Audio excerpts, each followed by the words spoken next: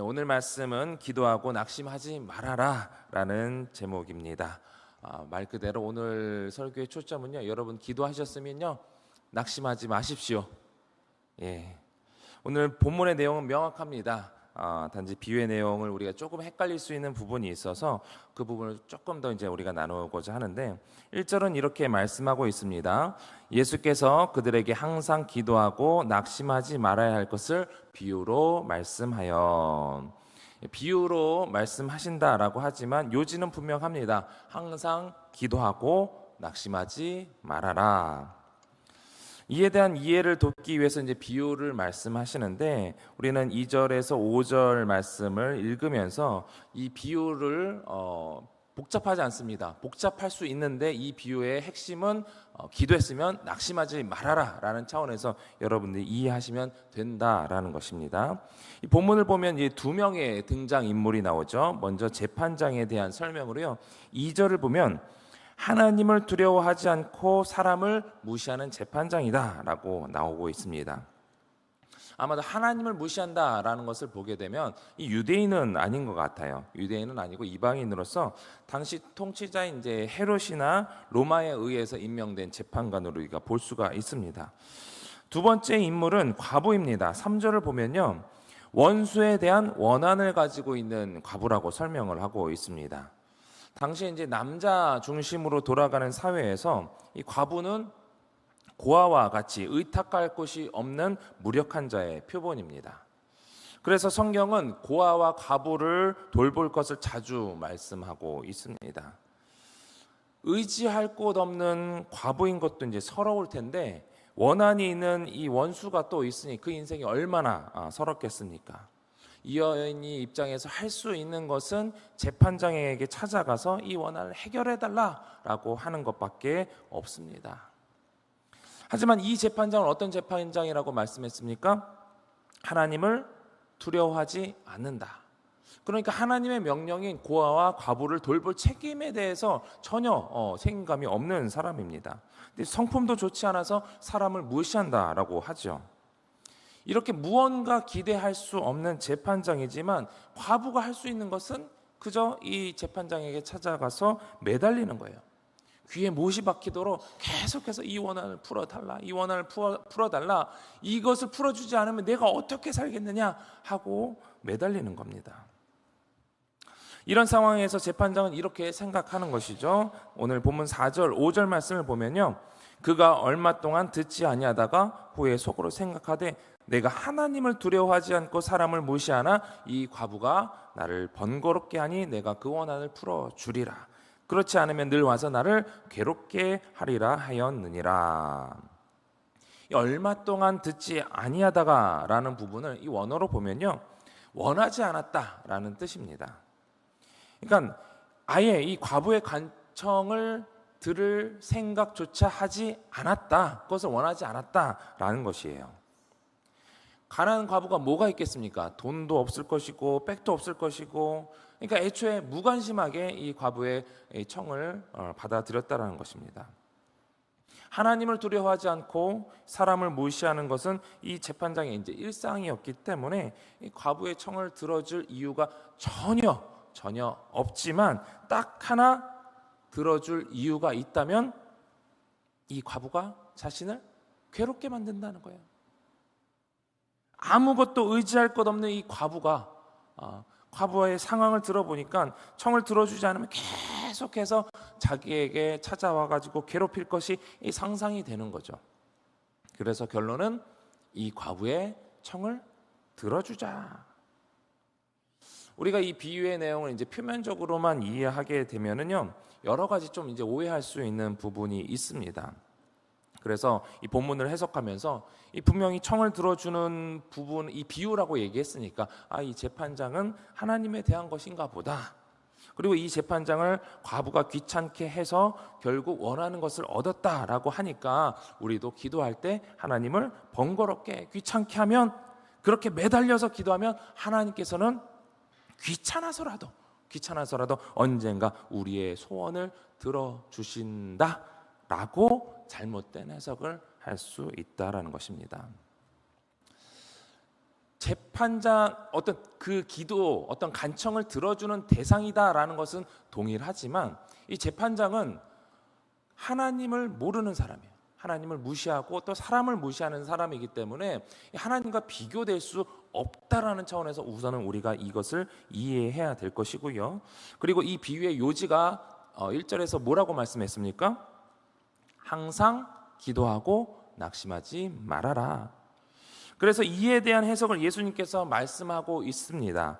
하물며라고 시작하면서 오늘 보면 7절 8절인데요. 같이 읽어보겠습니다. 시작. 하물며 하나님께서 그 밤낮 부르짖는 택하신 자들의 원한을 풀어주지 아니하시겠느냐? 그들에게 오래 참으시겠느냐? 내가 너희에게 이르노니 속히 그 원한을 풀어주시리라. 그러나 인자가 올 때에 세상에서 믿음을 보겠느냐 하시니라. 아멘. 최악의 인물이 이 재판장일지라도 과부가 끈질기게 요청하면 들어준다. 하물며 이런 재판장과 비교할 수 없는 거룩하고 또 진리 되시는 그 신실하신 하나님께서 우리에게 관심을 가지시고 우리의 기도를 들으시는 것 당연하다. 그러니까 항상 기도했으면 낙심하지 말아라. 이것이 핵심입니다. 이 7절에 밤낮 부르짖는 택하신 자들에서 이제 택하신 자들이라는 것은 우리가 이제 쉽게 구약이 하나님의 백성이라는 것을 알 수 있죠. 그리고 신약 시대를 살고 있는 우리의 입장에서는 영원한 천국에 들어가게 될 자들입니다. 근데 택하신 자들에게 이 원한이 있을까요? 물론 당시 로마의 압제와 이제 박해 속에서 이들은 이제 나라적으로 이 원한이 있을 것입니다. 감히 우리나라를 침범해 하나님의 백성 우리를 침범해 우리가 이런 고통을 당하고 있어 아마 어떤 억울함이 있을 수 있습니다. 그러나 오늘 신약 시대를 살고 있는 오늘날 우리에게도 이런 억울함에 대해서 생각을 해봐야 될 것인데 이 성경에서 자주 언급되는 이 고아와 과부는 있어야 할 부모가 없는 것이고요. 있어야 할 신랑이 없는 사람입니다. 이 보살핌이 필요한 사람들이죠. 성경에서 이들에 대한 관심을 보이는 것은 그러한 모습이 바로 우리의 죄인된 인간의 모습이기 때문에 그렇습니다. 우리에게는 진정한 하나님 아버지가 필요하며 진정한 신랑 되신 예수님이 필요한 것입니다. 어떤 분은 이렇게 얘기할 수 있습니다. 저는요 내 육신의 아버지가 살아계시고요 사랑하는 내 남편이 있습니다. 사랑하는 내 아내가 있습니다. 부족한 것 없습니다 하면서 안주하고 있을 수 있지만 이것은 그리스도인으로서는 올바른 모습이 아닙니다. 인간에게 있어서 사람에게 있어서 가장 큰 억울함은 무엇이겠습니까? 죄의 굴레에서 벗어나지 못하고 죄의 종노릇하고 오랫동안 사탄에게 속임을 받는 것, 이것이 인간에 있어서 가장 큰 억울함이죠. 이 억울함에 대한 호소가 있다라고 한다면 하나님께서 지체 없이 들으신다라는 거예요. 하나님께서 들으셨기 때문에 예수님의 그 십자가의 은혜로 지체 없이 이 모든 죄의 사슬을 바로 끊어주시는 예수님이 우리 가운데 있는 줄 믿으시기 바랍니다. 이 땅에는 아직까지도 아버지 되신 그 하나님, 신랑 되신 그 예수님의 따스한 이 사랑과 보살핌이 필요한 사람들이 아직도 많이 있습니다. 우리에게 이런 고아와 과부와 같은 그런 영혼들의 그들의 보살핌이 필요하다는 것을 우리가 간절한 마음으로 기도해야 될 것입니다. 그런 마음으로 기도할 때에 신실하신 하나님께서 우리의 기도를 들으시는 그 하나님께서 우리의 기도를 들으신다라는 것입니다. 우리의 기도를 들으시니까 낙심하지 말아라. 반대로 이후에 이제 8절 이후에 9절 이후의 내용을 보게 되면요. 자기 스스로 완벽에 가깝다라고 생각하며 더 이상 간절함이 필요 없는 이 바리새인의 모습이 나옵니다. 또 부자 청년의 재물적으로 부족함이 없는 부자 청년의 모습이 나오고 있습니다. 상대적인 모습인 거죠. 간절함이 필요한 고아와 과부의 모습과 상대적으로 그런 간절함이 필요 없는 바리새인 부자 청년이 나오는 거예요. 무엇을 말씀하고 있습니까? 우리에게 있어서 그런 간절함에 하나님을 찾는, 또 신랑 되신 예수님과의 그런 관계를 원하는 간절함이 있어야 된다라는 것입니다. 오늘 저는 여러분들에게 있어서 이런 간절함이 있기를 도전합니다. 우리는 하나님 아버지 없이는, 신랑 되신 예수님 없이는 한순간도 살 수 없다라는 그런 간절함 가운데 기도해야 된다라는 것입니다. 그리고 그런 간절함이 있는 자의 기도가 응답되는 줄 믿으시기 바랍니다. 여기서 명심할 것은요, 다시 한번 말씀드리지만 이 재판장의 비유를 통해서 하나님께서는 절대로 우리의 기도를 외면하지 않으시기 때문에 낙심할 필요가 없다라는 거예요. 사실 이 비유에 있어서는 기도하는 사람의 자세보다는요, 이 기도를 들으시는 하나님께 더 초점을 두고 있습니다. 우리의 기도를 항상 들으시는 하나님, 그러니까 그 신실하신 하나님을 우리가 믿고 있으면 낙심하지 말아라. 낙심하지 마. 우리가 허공에다 대고 기도를 하는 것이 아니고, 우상에 대해서 기도하는 것이 아니고, 우리는 신실하신 그 하나님께 기도하는 것이기 때문에 낙심하지 말아라. 그러나 다시 한번 말씀드리지만 하나님께서 속히 응답하시는 기도의 제목은요, 우리 영혼의 구원에 대한 이 문제라는 것입니다. 영혼 구원을 받은 이후에 당연히 또 우리가 우리의 필요에 따라 간구하는 부분도 있겠지만, 사실 이 부분에 있어서는 그 응답 여부는 또 사실 하나님께 달려 있습니다. 우리보다, 나보다 더 잘 아시는 하나님이시기 때문에 우리에게 무엇이 필요한지 또 아닌지, 우리에게 또 더 중요한 것이 무엇인지 아니면 덜 중요한 것이 무엇인지, 그것에 대해서 우리보다 주님께서 더 잘 알고 계십니다. 그리고 그것이 지금 필요한 것인지 아니면 지금보다 나중에 필요한 것인지, 이 기도 응답에 대한 부분은 또 하나님께 달려있다는 것을 또 성경 곳곳에서 말씀하고 있죠. 이건 역시 우리가 주님을 신뢰해야 될 부분인 것입니다. 그래서 이 주님을 신뢰하고 우리는 기도했으면 낙심하지 말아라. 우리의 필요를 아시고 우리의 때를 잘 아시는 그 하나님께서 내가 기도했다라는 것을 알고 계신다라는 거예요. 들으셨다라는 거예요. 그러니까 낙심하지 말아라. 마태복음 7장 11절은 이렇게 말씀하고 있습니다. 너희가 악한 자라도 좋은 것을 자식에게 줄 알거든 하물며 하늘에 계신 너희 아버지께서 구하는 자에게 좋은 것으로 주지 아니하시겠느냐. 우리 주님은 구하는 여러분들에게 좋은 것으로 주시는 분이심을 믿으시기 바랍니다.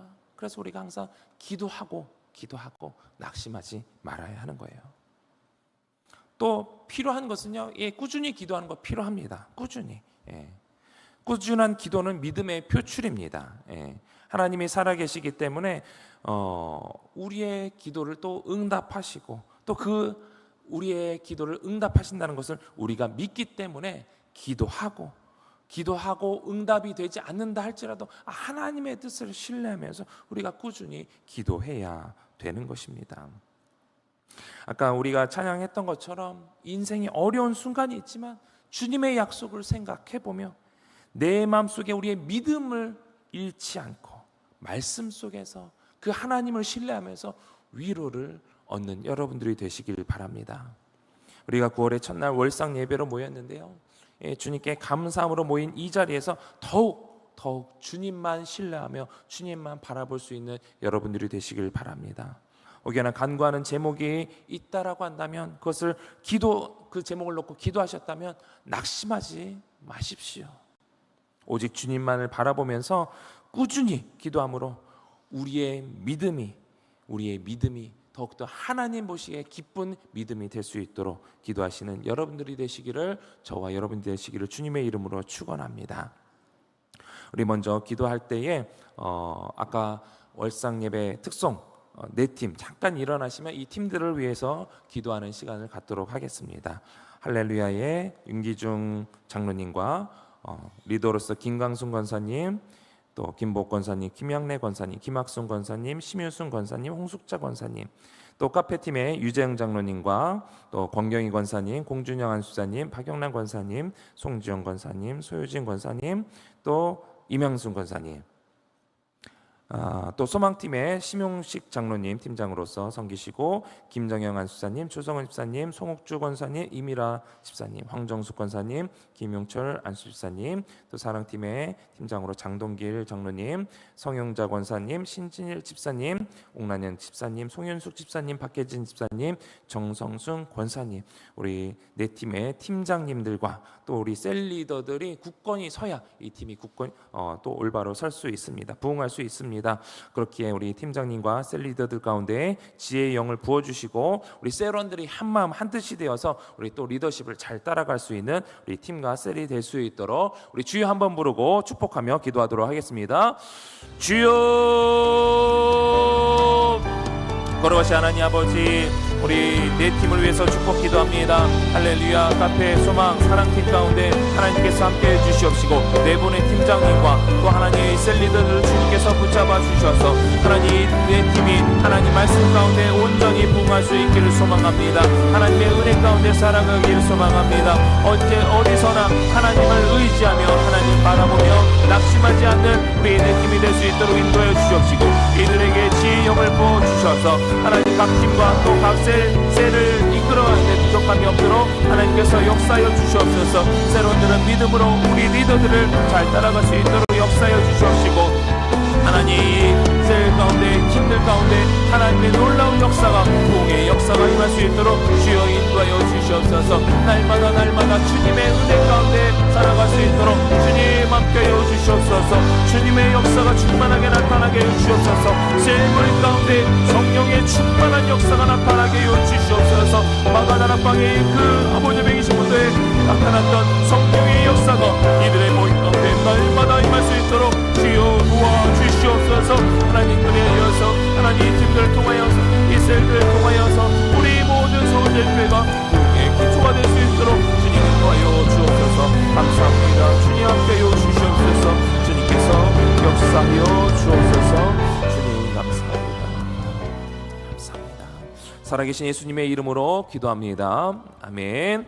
우리 주신 말씀 기억하면서 함께 기도하실 때에 우리 아버지 되신 하나님, 또 신랑 되신 예수님께서 고아 과부 같은 우리를 구원하심에 감사를 드리며 우리의 간절한 기도의 제목을 듣고 계심을 믿사오니 우리가 그분을 더욱 신뢰하며 낙심하지 않는 우리들이 되게 해달라고 기도하시고, 또 9월 한 달을 주님과 기쁨으로 동행하는 우리들 되게 해달라고, 또 담임 목사님이 안식월 기간 영육간의 강건함을 위해서 또 다음 세대를 위해서 기도해 주시고, 또 알파 코스 게스트와 또 JDTS 46개 학생을 모집하는데 또 준비된 자들이 훈련받고 큰 은혜 받게 해달라고, 또 둔촌동 시대가 활짝 열리게 해달라고 기도하시며, 또 각자가 가져오신 기도의 제목을 놓고 우리 주님 세 번 간절히 부르고 통성으로 기도하겠습니다.